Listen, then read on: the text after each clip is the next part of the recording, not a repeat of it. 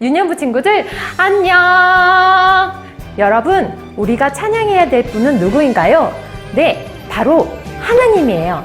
세상 그 어떤 것보다 크고 놀라우신 하나님을 우리 다 같이 찬양해요.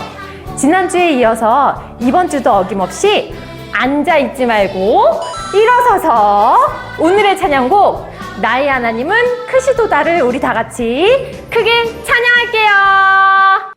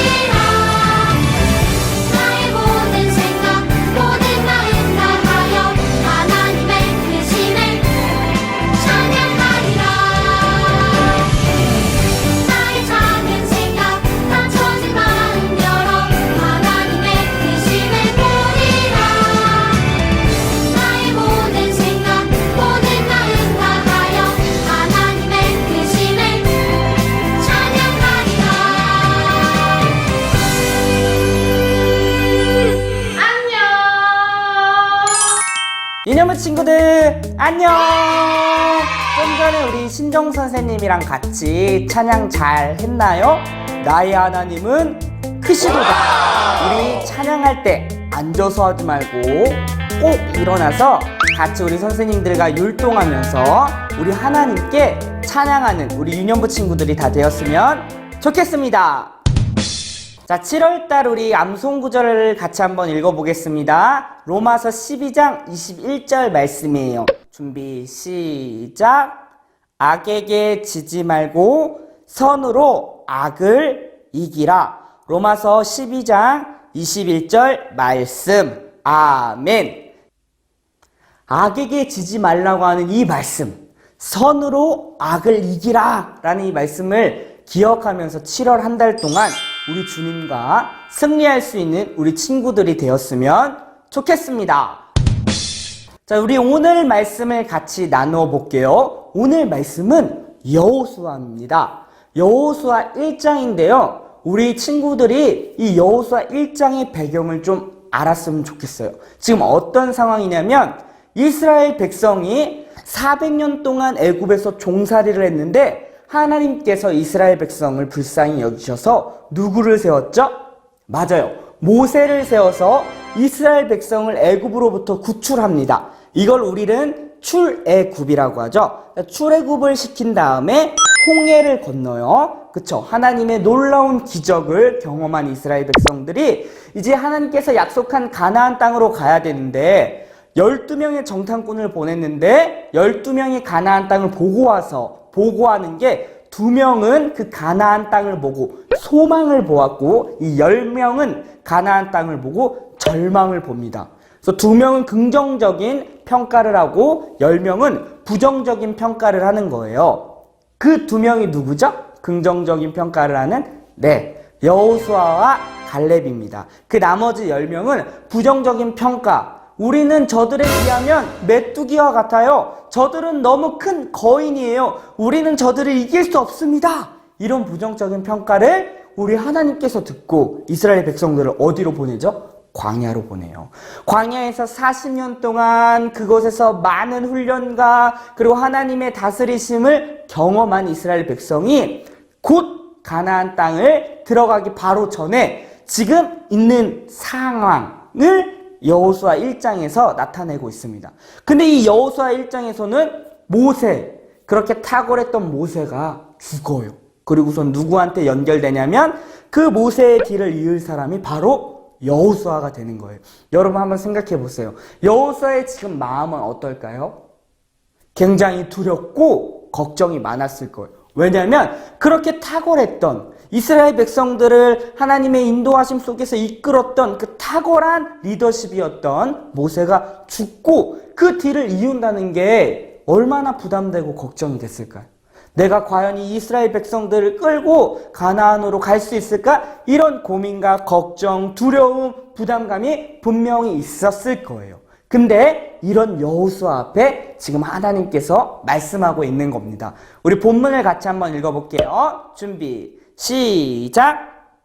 여호와의 종 모세가 죽은 후에 여호와께서 모세의 수종자 눈의 아들 여호수아에게 말씀하여 이르시되 내 종 모세가 죽었으니 이제 너는 이 모든 백성과 더불어 일어나 이 요단을 건너 내가 그들 곧 이스라엘 자손에게 주는 그 땅으로 가라.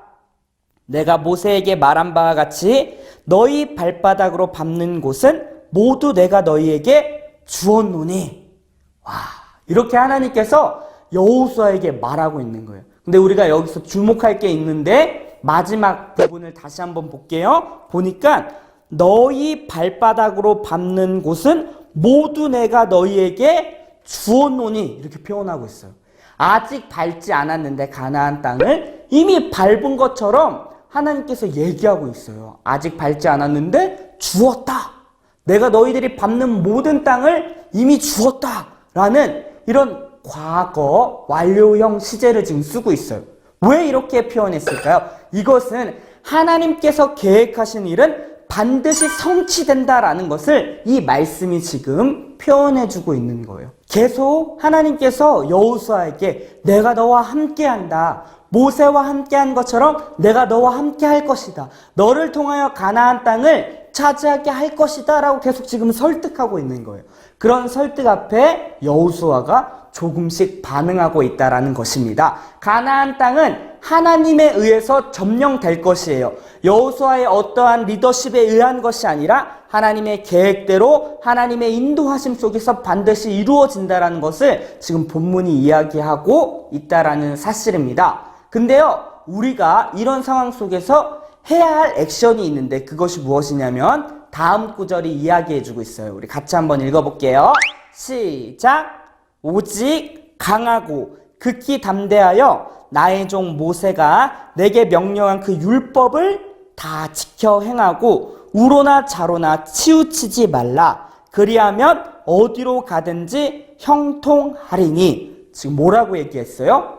하나님의 율법을 지켜 행하라 라고 얘기했어요.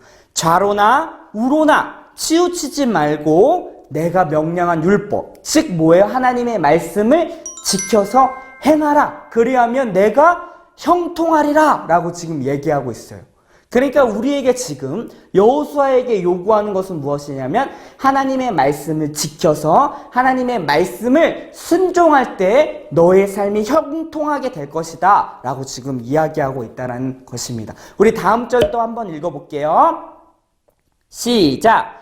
이 율법책을 내 입에서 떠나지 말게 하며 주야로 그것을 묵상하여 그 안에 기록된 대로 다 지켜 행하라. 그리하면 내 길이 평탄하게 될 것이며 내가 형통하리라. 뭐래요? 하나님의 말씀인 율법책을 내 입에서 떠나지 말게 하라. 그러니까 계속 하나님의 말씀을 입으로 읊조리고 읽고 또 묵상하며 나아갈 때, 그리고 그 말씀을 지켜 행할 때 하나님께서 여호수아의 삶을, 이스라엘 백성의 삶을 형통하게 한다고 지금 이야기하고 있어요. 우리에게도 동일하게 적용되는 거예요. 우리의 인생 가운데 하나님의 말씀을 주야로 우리가 묵상하고 그리고 입에서 떠나지 않게 하면서 계속 가까이에 우리가 읽고 또 생각하고 그 말씀대로 지켜 행하면 하나님께서 우리의 삶을 어떻게 한다고요? 형통하게 한다고 지금 말씀에서 기록하고 있다라는 것입니다. 그러니까 우리 친구들도 하나님의 말씀을 더욱 가까이 하고 하나님의 말씀을 읽으며 나아가야 되겠죠? 구체적으로 여기서 형통하다라는 것은 우리의 삶이 어떤 성공하고 잘되고 번영하고 내 삶이 더 부자가 되고 이러한 것을 의미하기보다는 하나님께서 우리의 삶에 함께 하신다라는 그 자체가 우리의 삶이 형통하다라는 증거입니다. 여러분 아십니까? 우리 삶의 안정감은 나의 어떤 부와 힘, 명예, 권력에 있지 않아요. 하나님께서 나의 삶에 함께 하시느냐, 함께 하지 않느냐, 그것을 알 때 우리 삶이 안정감이 있다라는 것입니다. 아무리 내가 돈을 많이 갖고 있고 내가 성공했다 할지라도 그것은 우리의 삶에 안정감을 주지 못해요.